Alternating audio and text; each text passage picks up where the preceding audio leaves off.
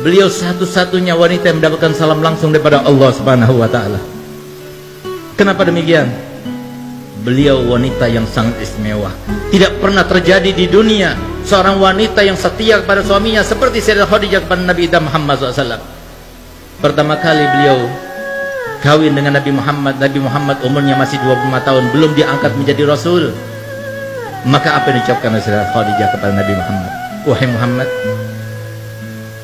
engkau kini sudah menjadi suamiku. Maka mulai saat ini, rumahku ini rumahmu, hartaku hartamu, dan aku adalah budak perempuanmu. Beliau ucapkan yang semacam itu bukan cuma ucapan bualan, tapi dibuktikan semenjak beliau menjadi istri Nabi Muhammad, semua karirnya ditinggalkan, semuanya difokuskan kehidupannya hanya untuk Nabi Muhammad.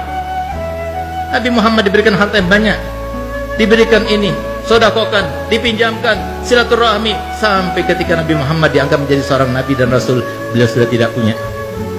Sampai suatu waktu di sela-sela dakwahnya Nabi Muhammad SAW, beliau pernah ketika masuk ke rumah Sayyidatuna Khadijah, Sayyidah Khadijah sedang menyusui Sayyidah Fatimah.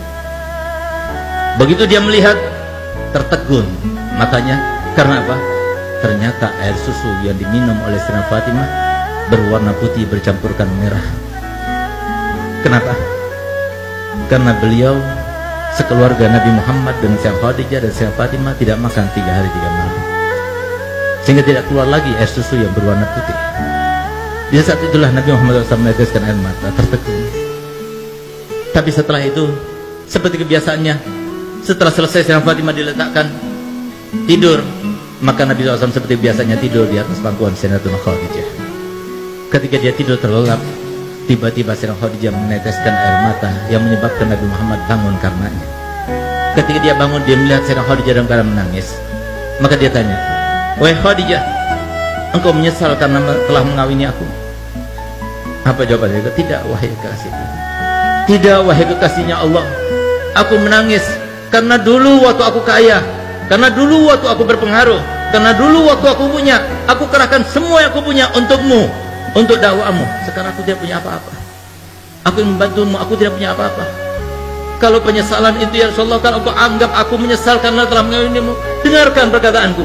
Kalau seumpama aku sudah meninggal dunia, sementara engkau masih membutuhkan biaya, engkau tidak mendapatkan biaya itu, galilah kuburanku, ambillah tulang belulangku, rakitlah, gunakan untuk sampanmu, untuk jadikan sebagai rakitmu, untuk perjalanan dakwahmu. Kalau engkau mau, pergilah ke pasar, juallah, dan hasil penjualannya kau gunakan untuk biaya dakwahmu." Sayyidah Khadijah bukan cuma bualan saja. Sampai detik-detik akhir umurnya, ketika beliau dalam keadaan sakaratul maut, yang bahkan beliau tersenyum pun sudah tidak bisa, yang dengan kesaksian Nabi Muhammad dan sumpahnya Nabi Muhammad, "Demi Allah, seumur hidupku aku tidak pernah melihat Sayyidah Khadijah melakukan suatu tindakan, mengucapkan suatu ucapan yang membuat hatiku risau dan galau karenanya.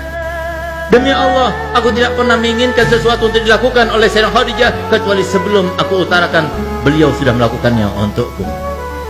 Beliaulah ketika beliau dalam keadaan menanggung rasa sakit yang luar biasa ketika sakaratul maut, maka beliau meneteskan air mata di depan Sayyidatuna Fatimah dan Sayyidatuna Ummu Kulsum yang hanya berduaan yang menjaganya Sayyidah Khadijah.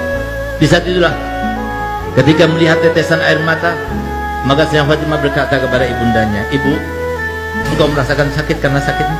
"Tidak. Tadi aku menangis karena memikirkan ayahmu. Kalau aku sudah meninggal, siapa akan masakan untuk ayahmu? Siapa akan mencucikan baju untuk ayahmu? Siapa akan menyenangkan hati ayahmu? Siapa akan menghilangkan gundah ayahmu?" Maka Sayyidah Fatimah berkata, "Ibu, semua yang kau lakukan, aku akan melakukannya untuk ayahku." Subhanallah, sehingga pantas Sayyidah Fatimah dijuluki oleh ayahnya Ummu Abiha, ibu dari ayahnya sendiri. Setelah Sayyidah Khadijah meninggal dunia, semua yang dilakukan oleh Sayyidah Khadijah, semuanya dilakukan oleh Sayyidah Fatimah. Subhanallah, di saat-saat beliau sedang berkeluh kesah semacam itu, tiba-tiba terdengar suara ketukan yang sangat halus, tidak keras, tidak mengagetkan mereka. Begitu kedengaran suara ketukan yang sangat halus tersebut, maka langsung isi rumah itu Sayyidah Khadijah, Sayyidah Fatimah mengatakan, "Ayahmu datang, bangunkan aku, bangkitkan aku. Sayyidah Khadijah duduk sudah tidak kuat, tapi minta pada Fatimah supaya ditopang dengan lututnya, supaya kelihatan seakan-akan dia duduk. Yang tadinya wajahnya bersenyum saja tidak bisa, dipaksakan untuk tersenyum. Sehingga ketika Nabi Muhammad datang melihat Sayyidah Khadijah dalam keadaan semacam itu, dikiranya oleh Nabi Muhammad Sayyidah Khadijah dalam keadaan sudah baik, sudah enakan. Maka Nabi Muhammad, kalau begitu aku akan meneruskan dakwahku. Dia keluar kembali. Setelah keluar beberapa langkah ke depan, tiba-tiba Sayyidah Fatimah membuka lagi pintunya dan memanggilnya, Abah, Abah, ibu sudah meninggal dunia. Sampai detik-detik akhirnya tidak mau melihat Nabi SAW dalam keadaan risau. Inilah akhlak ahlul bait. Ini akhlak yang diajarkan Nabi Muhammad SAW kepada anaknya, kepada istrinya. Semuanya berkorban untuk apa?